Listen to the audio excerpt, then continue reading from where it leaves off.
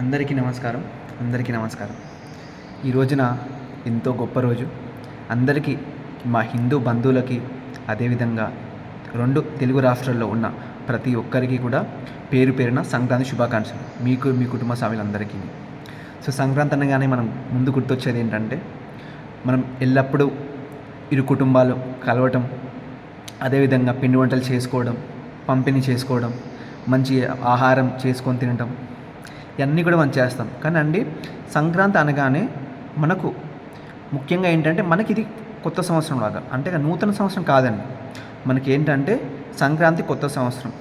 ఇప్పుడు మనం మంచి కార్యక్రమాన్ని చేపట్టాలన్నా, మంచి యొక్క జాబ్ చేయాలన్నా, ఏది చేయాలన్నా మనకి తొలుత కొన్ని విడిచిపెట్టాలి, కొన్ని మనం కొత్తగా ప్రారంభించాలి. అదేవిధంగా పిల్లలకు కూడా మనం ఏంటంటే ఈరోజు చక్కగా భగవద్గీత నేర్పించాలి, చదవటం, రామాయణం యొక్క హరికథలు వినిపించాలి, అన్నీ కూడా చేయాలి. చేస్తే వారి యొక్క వివేకం లౌకికంగా ఏంటో తెలుస్తుంది. భక్తిపరంగా కూడా వారు చాలా చక్కగా ఉంటారు.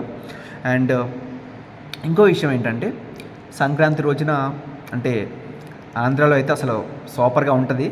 గాలిపటాలు ఎగిరేటాలు, అదేవిధంగా భోగి మంటలు, మరి పందెం కోళ్ళు, సినిమాలు చూసేయండి. సినిమాలన్నీ చిరంజీవి గారిది వచ్చింది, రవితేజ గారిది వచ్చింది. మరి అదేవిధంగా ఏ సినిమా వచ్చినా మీరు చాలా వీక్షించండి అండ్ చాలా సేఫ్గా ఉండండి.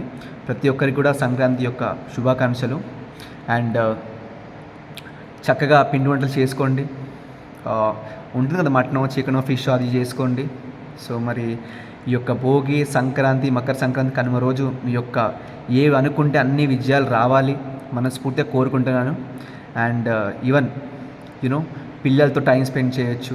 మీరు అక్క, బావ, తల్లిదండ్రులు కూడా ఉంటారు.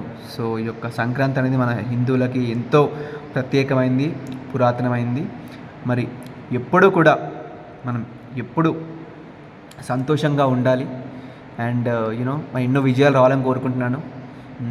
అష్టైశ్వర్యాలతో, ఆరోగ్యాలతో ఎప్పుడు మీరు హ్యాపీగా ఉండాలి. అండ్ మీ యొక్క లైఫ్లో కూడా సంక్రాంతి అంటే క్రాంతి, ఆ యొక్క క్రాంతి రావాలి మీ లైఫ్లో.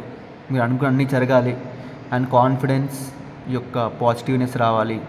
పాతదాన్ని వదిలిపెట్టండి. పాస్ట్ మనతో సంబంధం లేదు.